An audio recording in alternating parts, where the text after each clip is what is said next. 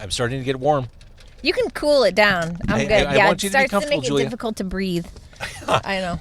It's Car Con Carne, presented by the Autobarn Mazda of Evanston, 1015 Chicago Avenue in Evanston, in between Dempster and Main Street. I love it. Past 2 cars I purchased have been from the Autobarn Mazda of Evanston. We're in one of those cars right now. I've been driving the Mazda CX-9, which is about the most luxurious thing I've ever been behind the wheel of. The safety features, being able to drive on the highways and see my speed limit, how fast I'm going, my miles per hour, right in front of me, projected through the screen, letting me know if someone's in my blind spot. I feel like I can do no wrong when I'm behind the wheel because I'm protected. I've got this force field created by the Mazda CX-9, the Autobarn Mazda of Evanston. All right, Julia. So is this your car, or they This let is actually you my use car. their car? I was worried because we were going for Mexican food. They do let me use one. I was worried because of Mexican food there might be casualties. If there are chips and salsa involved, I'd rather it spill in my car. Understood. Than a loaner. Got it. All right, shall we do this? Yes. It's Car Con Carne. Let's eat in the car. It's Car Con Carne. And now here's the star of our show, James Van Alstyne.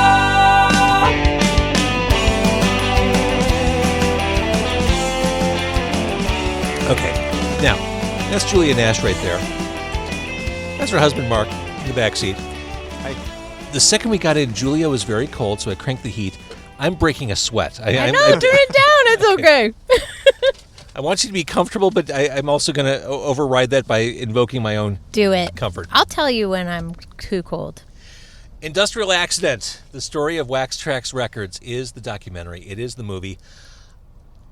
It made me smile from ear to ear to watch that movie. It was like validation of that music we all grew up with, and you cataloged it. You shared it. You told the complete story. And who better to tell the story than the daughter of Jim Nash, one of the 2 founders of Wax Trax Records. For those people watching and listening who don't know the Wax Trax legacy, and with new generations, it's possible. Wax Trax is. That's a question to Yeah. me. Wax Trax is. Well, I know it was. Speaking for me, I was more a fan of the store. So for me, it was just this sort of magical playground, if you will. It was a super special place, one that I felt totally at home, and then found out later that's why many people went there, because they also felt like they were at home. So it was a store and then a label. Right? And I guess let's start there. Let's start with home to many people. There was that sense. Now, I remember vividly, I was a teenager. I was in Skokie going to Niles West High School. My friends and I would get on the yellow line in Skokie, take it to the Howard Red Line. We'd transfer, take the Red Line to Fullerton, and then we'd walk over to the Lincoln Avenue location. Julia, I'm sure you wouldn't disagree. The Wax Trax record store was the loudest place on earth. Yes. And when you walked in, like, I wasn't tatted out or pierced or wearing vinyl, but I felt like I was subculture and cool. Like, I could do whatever I wanted and I'd be accepted walking in that place. That was the vibe of Wax Trax. That's exactly right. And because you could look like you could be in a 3-piece suit. You could be in, ripped jeans or a studded leather jacket. It didn't matter. Everyone was there because they loved music. That was it. That's it. It was all about the music, to the point where people who recorded on the Wax Trax label worked behind the counter. I joked as we were waiting for our food, we're at El Presidente, which of course is Spanish for the president. El Presidente. My dad had that on his bowling ball. El Presidente? Mm-hmm. That's amazing. It's also amazing that he was a bowler, to the point where he had his own bowling ball. He was a wicked bowler. Was he really? Oh, yeah. Oh, yeah. What was my point? I was saying, in those trips, those sojourns to the Wax Trax record store, I'm sure I had Groovy Man from My Life with the Thrill Kill Cult selling me a Mussolini head kick record at some point in time. Most likely, yes. And speaking of Mussolini head kick, I do remember buying a Mussolini head kick record at the store. Again, from the perspective of a teenager. I'm there, I buy a record with a man not on a cross, but on a swastika. It was the most subversive thing. Taken back to Skokie with you, too. Taking it back to That's a Skokie with big me. deal. Exactly right. But that was just it. Like, it felt subversive and exciting to walk in that store. And Wax Trax was one of those labels, remains one of those labels where people would buy the music just based on the fact, oh, it's Wax Trax. There was that level of trust, that kind of brand strength that you just knew, okay, I like that Revolting Cox, I like whatever, I'm going to enjoy this next release. That's almost unheard of in the modern day. Yes. It's pretty special. You did bomb a few times, though, probably, if you bought Give me an everything on Wax Trax. I don't want to offend anybody. Of course. Cassandra Complex. That was played again, Sam, though. That wasn't But still, truly that was Wax Trax. still on us. You know what I mean? When it came in, had Wax Trax on it as well. So people, let's buy this. Not good. Let's talk a little bit about the movie. Let's talk a lot of bit about the movie. It opens, well, I guess let's keep explaining what Wax Trax is. So your dad, Jim, started this with Danny, his partner, started in Colorado with the record store. Mm-hmm. They came here. I can't tell the story nearly as good as you, so you're going to have to help me here. They opened the record store, and then they started the label. Divine wasn't the first. Was Divine the first? No. What was the first release? Well, Strike Under was the first release. I mean, there's the Eno 7-inch. I know you can chime in, Mark, but I mean, the first real release was Strike Under. Yeah, they dabbled in bootlegs, both in Colorado and in Chicago. And then the first official release was the Strike Under EP, and then Divine was the second one. Got it. So you tell the story of Wax Trax from its inception, and what I love about the movie, it opens up, it's almost metaphorical. You went to Danny's storage farmhouse and unearthed all this history, and by all this history, I mean all of it. Yes. Like canceled checks, Nothing bills was stamped tossed. paid. No, nothing was tossed. So to me, it was very symbolic and probably intentional. It opens up the movie, but it's like a symbolic unboxing of all this kind of pent-up history that we haven't had access to for a while. And it's really cool. And explain this. This scene was almost an accident. Like the filming of this was almost an accident. Right. Or it was an accident. It was. The whole thing is an accident, which is why the title's so perfect. Yes, our daughter went with us to Arkansas, and she was a junior in high school, and she was in a film class, so she was just like shooting random footage to try and put something together for this assignment. So we ended up scoring with this incredible footage of shooting the barn and the warehouse and all of that. So How aware, because you were Jim's daughter and you grew up around this, how aware were you of just the enormousness of what Wax Trax was and meant to people as you were growing up? zero idea. Not even a hint? Nope. Really not at all. It wasn't until the Retrospectacle that any of that even registered with me. So for people who are listening who don't know what the Retrospectacle was, That was a 3-day event that we did at Metro here in Chicago for sort of like a celebration of the lives of both Jim and Danny. So some of the old bands got back together, former members of KMFDM, Revolting Cox, Front 242. I mean, they all got back together to perform this 3-day event. And during that time, that's when fans were coming up to us like every second, just sort of telling us what the store meant to them, the label meant to them, how it saved them, how it, led them to the path that they're on today and the careers they chose because of the album art on the records, made them go into graphic design, it was huge, the impact that it made on people. And so for me, I was like, what? And that's kind of how even the film happened, because it was like, this is a big deal. Like, you guys are here for this 3-day event, these bands that you haven't seen in ages, all together, all at once.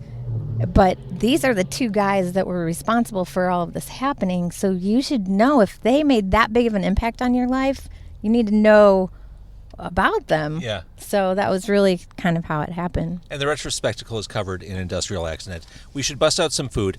The reason why we're at El Presidente, this is symbolic, and I love this. Tell the story.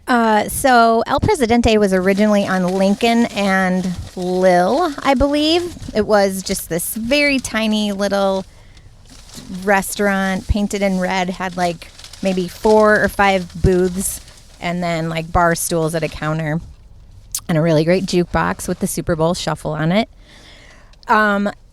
So we used to go there all the time, and it was actually on the way to and from 950, which was on Wrightwood and Lincoln. Yeah, the lucky number. Yeah. So there were many drunken nights of like passing by, grabbing your food from El Prez. So I've been coming here since I was about 8. That's amazing. Let's go back to the Retrospectacle for a second. You've got people telling you, this has got to be you, how important the music was. Did you feel, as you were hearing these stories about people's connectedness with the music, did you feel like just like a direct line to your father as you were hearing those stories? You know, I guess so, a little bit, to be honest. I think it was kind of more just like, holy shit, the amount of stuff these guys did in such a short amount of time, and as young as they were kids. That blew my mind. Still today, I can't really kind of conceive how that even happened. We talk about that all the time, Mark and I do. Well, and my dad passed away when he was 47. Which is so young. So it was from age, in 27 years, that's all that shit went down. Like, not even 27 years. No, the meat of it was like in 10 years. I mean, Yeah, it took us so- almost 10 years to make this movie. It's like they built an empire. Right. Yeah. You yeah. know? Oh my God, this looks so Can good. you hold that up, Julia, as best you can? The chilaquiles. This is where it goes sliding. Chilaquiles, That's- people. Now, El Presidente is open 24 hours. The expression is no good decisions happen, or nothing good happens after midnight. Right? That's what we always told the kids. Probably still Except true. this. Except tacos at 4 a.m. Yeah. Do you need a Ooh, fork? I probably do. Yeah. Tacos al pastor. Lovely. Actually, they smell amazing. This place is good. I'm telling you. I'm hearing it. And the hot sauce is awesome. So If you we'll like bounce hot around a sauce. little bit. Wax Trax didn't have the ending it deserved first time around. And it's interesting. It's talked about in the movie, this notion of handshake deals with the artists, Right? which made these Excuse artists, me. it made it very easy for artists to jump ship. And we saw that happen in Chicago with Touch and Go Records, too. When suddenly there's an interest, labels wanted to have the next Nine Inch Nails or whatever, it was very easy to kind of gut these artists and take them away. And that, you know, at Touch and Go, it was labels looking for the next grunge band. And there goes Urge Exactly. Overkill or the Jesus Lizard or whatever. Right. And that certainly hurt. Was it hard to recount this stuff or kind of capture all that? I don't, as far as like the TVT years and when it's approached that, you know what? Does it make you angry? I get angry, sure, but also I know my dad did it for a reason. And in all honesty, he was at the point of, you know, he just really wanted to be a grandfather. Like, I had Olivia at that point, and he had a key to my apartment. I lived next door. At one point, I lived downstairs from him and Danny. And he would let himself in and say, "I'm coming to get the baby." Like, I'd be asleep. In the morning, he'd come in, get the kid out of the bed, bring me a box of Oreos or something, like as a consolation prize, and take Olivia out of my house, you know. How nice for her to have that. It was awesome. I mean, it was super cool. But so really what I was focused on was having a kid, Right. and my dad was focused on me having a kid. So those years, I mean, yeah, they were sad, and it was just like I didn't know what was going on at the label at that point because so many new and different people were showing up, and then they'd be gone, and then more people. I checked out. Yeah, I and get that. and he did too for the most part. I mean, Mark, you might have some more. Well, I know that something your brother said. Aaron, I think, was a little bit younger than Julia, and wanted to work at the label. And during the TVT years, I know Jim has said, like, you don't want to work here at this point. It's just not. Yeah. It's not the same.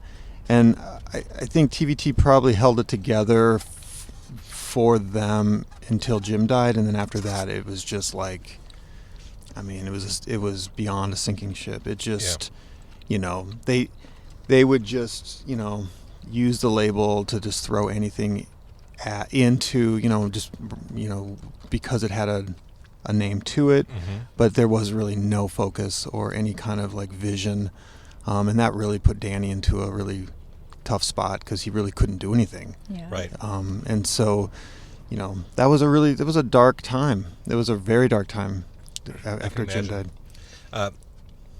Not as important, but how's your food? Awesome. These tacos are really delicious. Good. I'm glad you like it. You made a really good call. Let's talk a little bit. There's a very sweet moment in the movie when you realize, hey, Jim and Danny aren't just friends. They're more than friends. That's it. Right. Talk a little bit about their partnership as a couple, as businessmen. I mean, the picture I get is Danny was the level-headed voice of reason guy, and your dad was all guns a-blazing. Right. Yes, that's exactly how it was.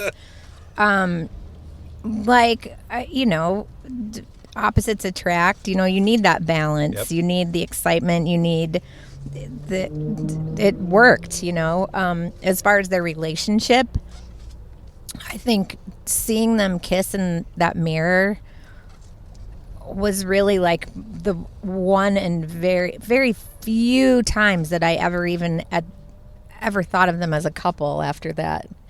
It's not that they weren't, they didn't behave like they weren't in a relationship. They just were. It was just like natural, normal. Like we were just, nothing was shocking. Nothing stood out as like, this is weird. It just was, they were my parents. Right.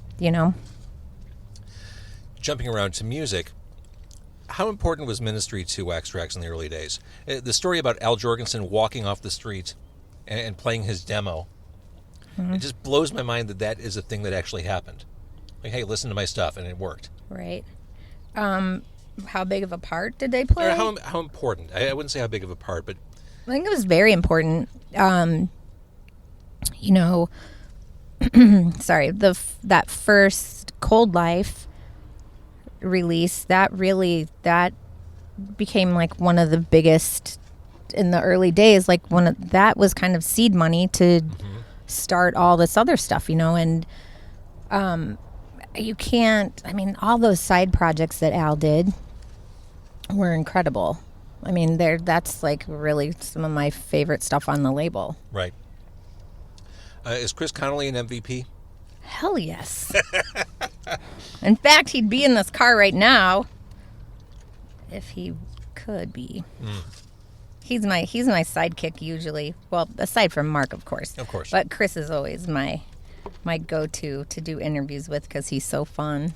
So charming. Love his voice. He's amazing. Sense of humor, all of it. He's hilarious. He's sweet. He's adorable. And I love super talented. Super talented. I love the footage you got your hands on. I mean, there's Ministry from 1984. Like, we live in an age where everything's videoed and someone has some footage of something. But back then, not so much. It's true. It wasn't as easy as whipping that phone out of your pocket to take footage. You had to be deliberate and bring video cameras into... Right. Yeah, and they sat And on they your were shoulder. this big. They were huge, yeah. So it's pretty cool. You got your hands on all that stuff and were able to share it. There's even speaking of Connelly, there's some footage of the Cox at Metro, late 80s.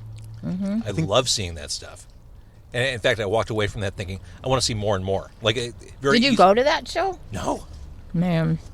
No, I don't think I was allowed to see Revolting Cox in 1987. When we talk about legacy and Wax Trax, I mean, you have some pretty recognizable talking heads in the movie. Dave Grohl's in the movie. Yep. Talking about what an impact it made on him, which I thought was a pretty good score. bringing the mainstream fans. We catch a lot of shit for that. Because he's a mainstream rock hero. And everybody's like, oh, Dave Grohl in another documentary, whatever. Why? What did he have to do with Wax Trax? Well, actually, he had a lot. He'd shop there. We even put in this new exhibit at Vans on State Street a Scream record that he autographed. When he was in the store. He's been there. Right. Yeah. He went with this. Whatever. I don't have to defend myself on that, but it's just it's lame because people are just get all their panties in a bunch about it. And then you see someone like Trent Reznor who says, no surprise, Wax Trax made an impact on a young Trent Reznor, but he said that Wax Trax inspired him to get the fuck out of Cleveland. Right. Which no surprise there. But I'm glad that he spoke for this movie. Right. Yeah, me too. He's been very gracious with super cool. with his history and the history of the label and wanting to be on the label. We include that in the bonus disc of him, soliciting Wax Trax, trying to get on there, like when he was really young. So yeah, he has he's been very vocal in his support. And then going back to Bauhaus, David J. is in the movie pretty early on, and he talks about Jim and Danny's apartment, very, very camp. He describes it as very gay, this very just over-the-top enclave in the middle of the city. Mm-hmm. Is that your memory of your place growing up? I don't remember. Maybe not the very gay part. But yeah, because I don't remember anything gay. But you remember looking wild or?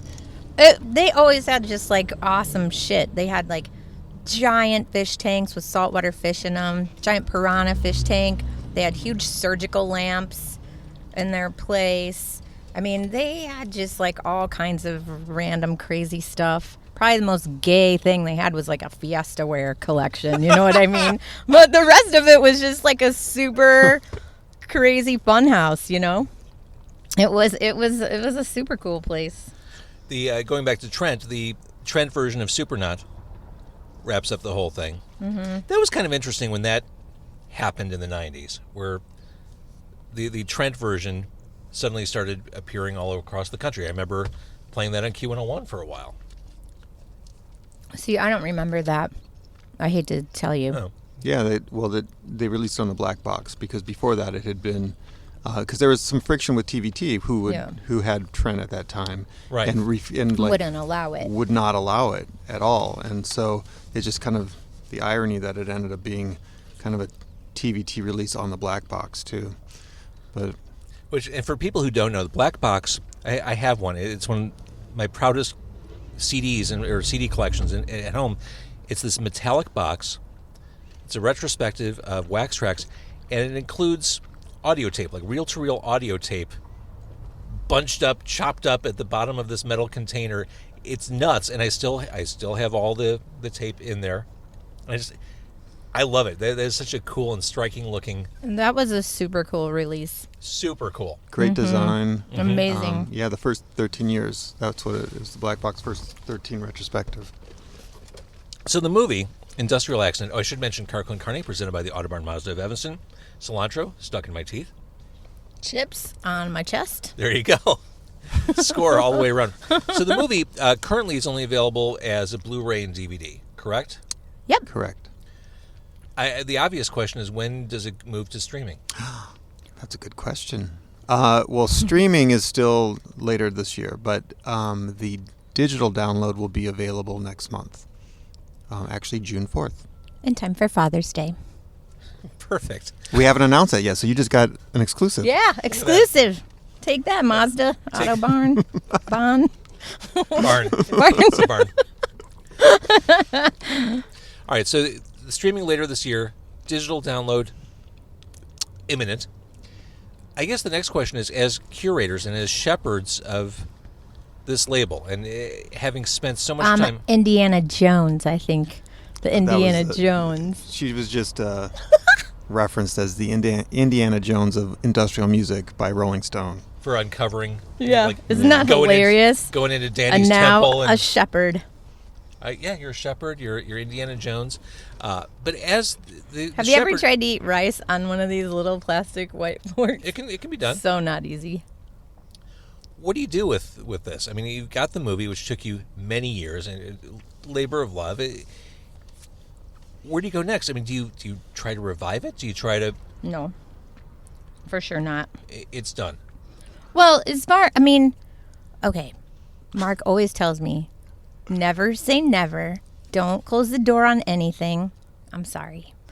But releasing new music or trying to like revive the label and, you know, sign bands, that is not me. That's fair. You know, that was Jim and Dannie. That's their thing. That's what they created. It was their foresight, you know, and that's just not my intention. I have to say that when the Young Gods approached us to distribute their new record in the U.S., we were trying to do that. Actually, we were like, okay, we'll do it because it's incredible. But it just, the timing with when they needed it out here versus when we just did this whole release with the movie, we had no time to even properly sell it. You know? So if Chris Connelly and Paul Barker came up to you and said, we have this great idea. Well, that's different. See, you're right. I put the exception. So there you go, Chris and Paul, you've got your opening. Make something happen. So, okay, so for now, let's say there's no more music to come from Wax Trax. What does this exist as a museum piece online? That's kind of our hope, our plan. Although, I mean, you're talking like many more years, probably. Really, we are kind of focused on that. Like, we're still going through boxes, still sifting through things. You're still going through boxes? Yes. After how long? I mean, you've been working on this... Years. There's still stuff that we have not properly gone through. And do you have everything in a storage space here in Chicago now? Mm-hmm. We can't talk about that. I mean, no. I can't talk about that. I mean, yes, we do. Yeah. It's all here. In various areas of various Chicago. It's all secure over. Locations. Yes, it's spread citywide. Retina scan vaults. Mm-hmm. So you're still unearthing stuff. What do you do with it? Go, oh my God, look at this. Like, holy shit, why'd they save this? Do you turn it into a digital archive? What do you do? Well, is this a question you don't want to honestly, answer? no. Really what we've talked about and publicly talked about is putting together some sort of like visual history, coffee table book type of thing. That's kind of on the near distant future. Could the book come in a metal canister? Maybe. We were talking about, you know, just silly stuff with it. Just there's so much, like, what do you put in this book? What don't you put in the book? I mean, there's so much shit. Like, how do you, where do you stop? And then how big is the book going to be? And how heavy? You can't ship it anywhere ever, probably. And then you have to write. I mean, in addition to collecting all that stuff, exactly. you have to provide copy Content. to thread everything. Yeah, exactly. That's very true. Exactly. So, I mean, it's a huge project, huge undertaking.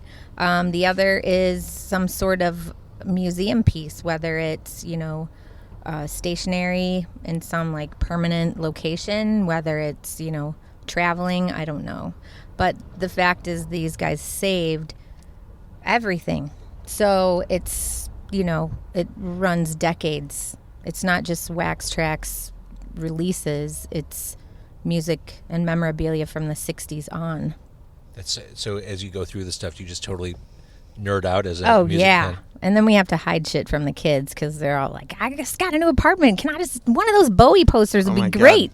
Hey, Grandpa would have wanted me to have this. Yeah, exactly. And then I go, sure. And Mark's like, no, not until this stuff is like cataloged. batting your hand away. Yes, Yeah. exactly. Our youngest daughter is like right now wears an original like 1972 Bowie T-shirt, and it stresses me out. I'm like, dude, I need to put this away. You do yeah, not. but that was out of our hands because that was my mom's Man Who Sold the World sweatshirt. Yeah. And so she's like, I think Emma would like this. Like, And no. it's like original. And Mark's like, oh my God. Oh my God. So, yeah. So what do you think, Julia? Do you think your dad... How do you think your dad would have responded to this documentary? Knowing that you spent this time and going through his life and kind of sharing his story, what would he have thought? I have no idea. He probably would have made fun of me, teased me a lot about things. Was he super kind of sarcastic? Okay. Yes. I don't know. I mean, he was. I don't know if he would really like it. The attention? Or? Yeah. He doesn't... He was very... he definitely was, of the two, more outgoing. He was more, like, in your face and crazy. But when it came to being the focus of any kind of attention, interviews, photographs, ordering at a restaurant, any of those things, he was very much... He did not like it. So I don't know that he would like seeing himself. I get that. So the movie Industrial Accident, the website is? Waxtrax.com. Waxtrax, because of course it is. I love this movie. You see just Chicago back in the day, and for those of us who've been to that store on Lincoln Avenue, I mean, just an immediate flashback, like, oh my God, like I never thought I'd see the inside of that place again. I wish we would have had like scratch and sniff. Actually, for that. Hey, what would that smell like? And don't say groovy man. No. A cross between like pot and like rats. I don't know. Like it was a gross smelling store, really. Do you remember that? Oh, I do. No. And speaking of Thrill Kill Cult, on my 21st birthday, by this time I was living in Lincoln Park. I walked to the store, bought Confessions of a Knife on my 21st birthday, and A Daisy Chained for Satan is the only song I remember from when I turned 21, is that song. And I still listen to that often. Great song. Such a great jam. Oh my God, so much. Okay, so I love this movie. If you're a fan of music, Chicago, industrial music, certainly, this is really an essential film to watch. I can't believe how much work you put into this, both of you. It's just a tremendous testament to your commitment, your belief in the Wax Trax and its legacy. Thank you for putting this together for us to enjoy. Our pleasure. Love it. All right. Industrial Accident, waxtrax.com. Watch this movie. Share it with a friend. It's so fantastic. Eat at El Prez. Drive a Mazda. Thank you. Speaking of which, Car Con Carne, presented by the Autobarn Mazda of Evanston. Thank you, Julia. My pleasure. You're a pro. All right, I'll let you finish your chilaquiles in relative privacy, so you don't have to do it on camera. But if you're watching, thank you for watching. If you're listening, well, thanks for that too. Bye. Bye.